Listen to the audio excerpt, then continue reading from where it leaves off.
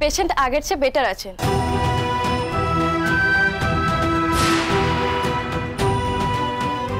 একটু বাদে আপনারা একজন একজন করে ওনার সঙ্গে দেখা করতে পারেন।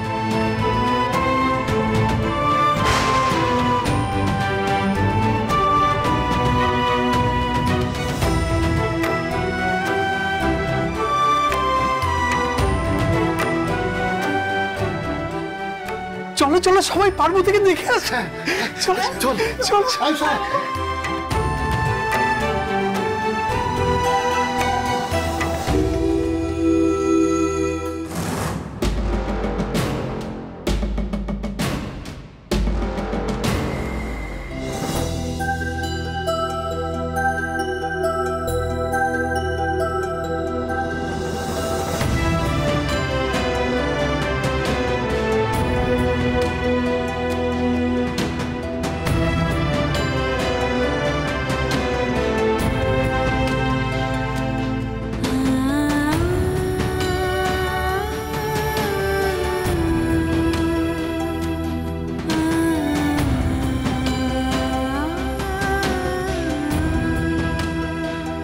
পার্বতী, ও পার্বতী,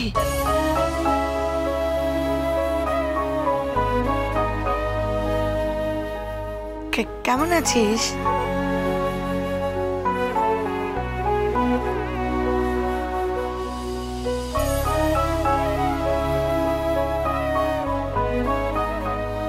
আপনারা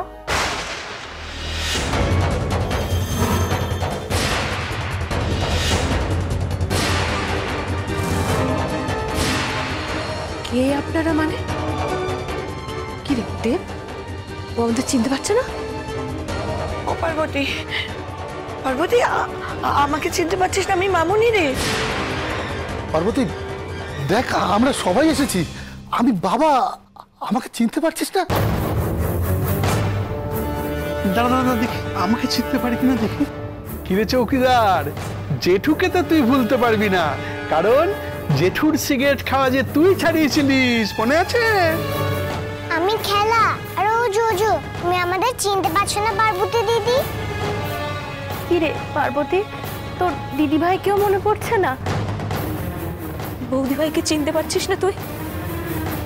পার্বতী দিদি, তুমি তুমি কাউকে চিনতে পারছো না, আমাকেও না।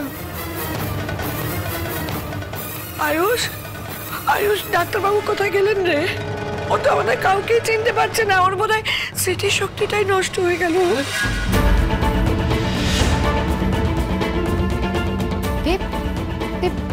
পার্বতী দিদির কি সত্যি সত্যি স্মৃতিশক্তি চলে গেছে?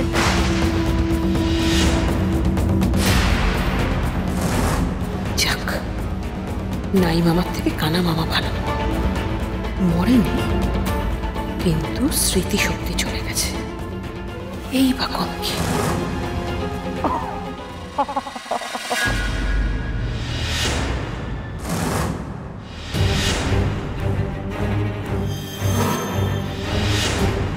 কেমন বোকা বানালাম তোমাদের?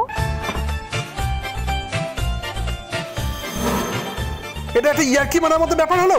চৌকিদার, আমি যদি তোকে এখন বাড়িতে পেতাম না, আমাদের সবাইকে বোকা বানানোর মজা তোকে দেখিয়ে দিতাম।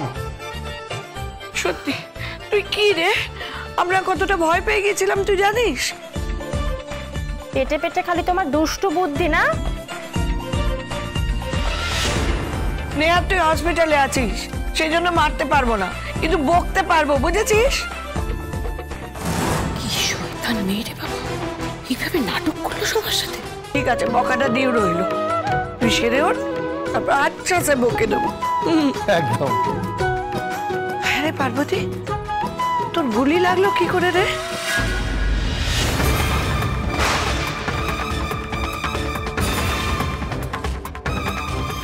দেখি তোর কত ক্ষমতা, আমাকে নিয়ে সৌরভের কাছে যাবি তো?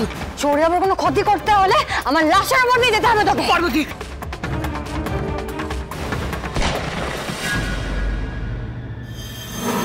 কিরে চুপ করে আছিস কেন? আরে কি করে গুলিটা লাগলো বল। সে অনেক কথা। সেদিন আমাদের গ্রামে একদল ওই বলে না উগ্রপন্থী, ওরা লুকিয়েছিল, ওদেরকে খুঁজতে পুলিশ তাড়া করেছিল। অনেক গুলিগোলা হচ্ছিল। ওই উগ্রপন্থীরা না বোমাও ছুটছিল। আমার ছাগল সোনামণি যে ওই গুলির আওয়াজে ভয় পেয়ে পালিয়ে গেছিল। তারপর আমি ওকে খুঁজতে খুঁজতে পালিয়ে পালিয়ে গেছি ওর পেছন পেছন।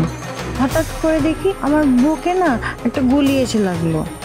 আমি কোনো মতে ওকে বাঁচিয়ে বাড়িতে গিয়ে অজ্ঞান হয়ে গেছি। সোনামণিকে বাঁচাতেই আমার বুকে গুলি লেগেছিল। দেখি তোর কত ক্ষমতা, আমাকে নিয়ে সৌরভের কাছে যাবে তো? সৌরভের কোনো ক্ষতি করতে হলে আমার লাশের উপর নিয়ে যেতে হবে তোকে। পার্বতী, শোন পার্বতী, তুই যেমন তোর সোনামণিকে ভালোবাসিস, তেমনি আমরা প্রত্যেকে কিন্তু তোকে বড্ড ভালোবাসি রে, বড্ড ভালোবাসি।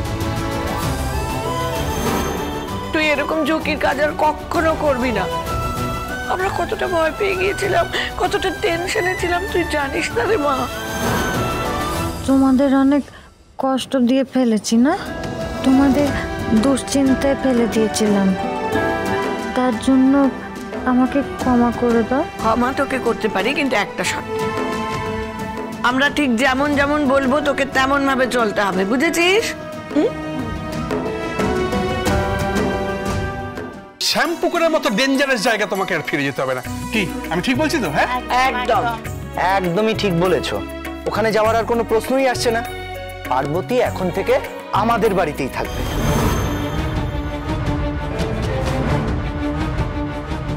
আর ওকে তো আমাদের পরিবারের বাইরের কেউ কখনো মনে করিনি, কি তাই না কাকিমণি? হ্যাঁ তাই তো। আচ্ছা ড্যাড, বলছি একটা কাজ করলে কেমন হয় বলো তো? পার্বতীকে আমরা পাল চৌধুরী বানিয়ে নিই।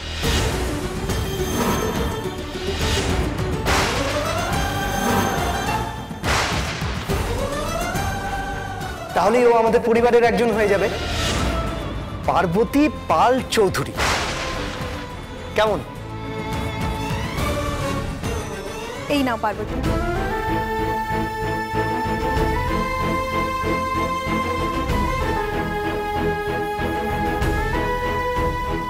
এক্সকিউজ মি, এবার ওনাকে একটু বিশ্রাম নিতে দিন প্লিজ। হ্যাঁ, আমরা চলে যাচ্ছি। ছোটদা চল, আমরা যাই। একটু যাচ্ছে। এই চলো চলো, তোমাদের কোনো সেন্স নেই। দেখছো এটা সদ্য জ্ঞান এসছে, তার মধ্যে সবাই বকর বকর বকর বকর করে চলেছে। বুঝলে চৌকিদার, এইবার যেদিন তুই বাড়ি ফিরবি না, সেদিন তুই বাড়িতে একটা বিশাল ধুমধামের আয়োজন করবো আমরা, বুঝলি তো? হ্যাঁ, এইবার বকর বকরটা কে করছে? কি করছে? তুমি না তো? না না, দরজা ওইদিকে। আচ্ছা চলো দরজা ওদিকে। তোরা কি করে সেন্স নেই কারো বাইরে তো?